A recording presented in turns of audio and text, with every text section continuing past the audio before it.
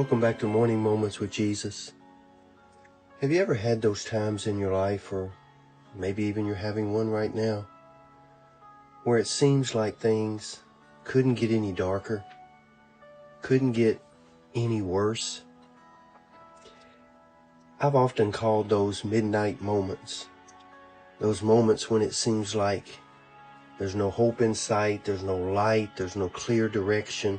All of those things go on in our minds and begin to quench our spirit, and we just find ourselves in a place where we just don't know where to go from here.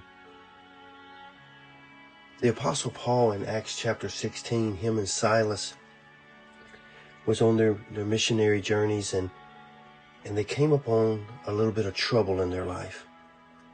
Now they knew that they were right with God, but yet they found themselves in prison, beaten and just treated in a horrible way. And I look in Acts chapter 16 and I see that they too had a midnight moment. A moment when they had to decide if they were going to let this moment in their life break them or draw them closer to the Lord. Then listen to what it says in Acts chapter 16 in verse 25 and 26, picking up on the fact that they're already in prison. And at midnight, Paul and Silas prayed and sang praises unto God, and the prisoners heard them. And suddenly there was a great earthquake, so that the foundations of the prison were shaken. And immediately all the doors were open, and everyone's bands were loosed. That's a powerful description on how to handle a midnight moment. A time in your life where it feels like it couldn't get any worse.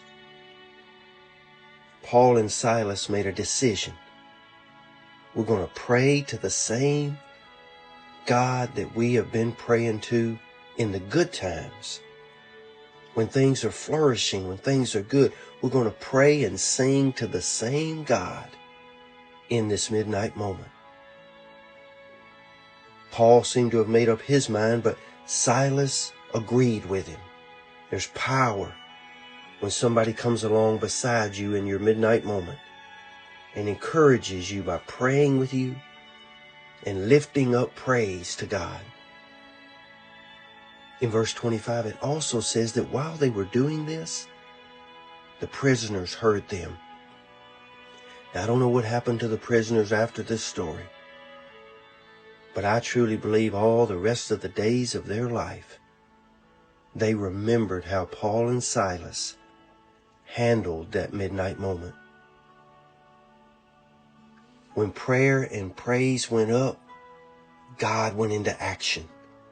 He shook the very thing that held them, loosened all the bands that had them bound, and they walked out and was able to testify to the jailer and lead him to Christ.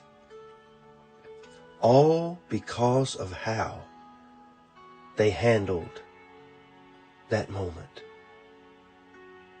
My prayer for you today is that if you're going through a dark time, a hopeless time in your mind, it feels hopeless. It feels like there's no end in sight. There's no light at the end of the tunnel. Keep praying. Keep praising. Keep looking for Jesus, even in the midnight moment.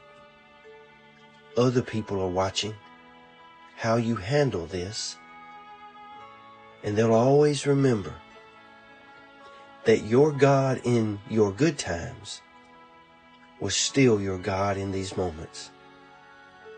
And church, that's going to make all the difference in the world. So I speak that blessing over you today, that you would take a little time to just spend as much time with Jesus as you possibly can. Seek Him early. Seek Him often. Seek Him with your whole heart. Be safe. Be strong and be blessed. And handle your midnight moment with prayer and praise. And watch God shake all the things that have you bound and walk out free.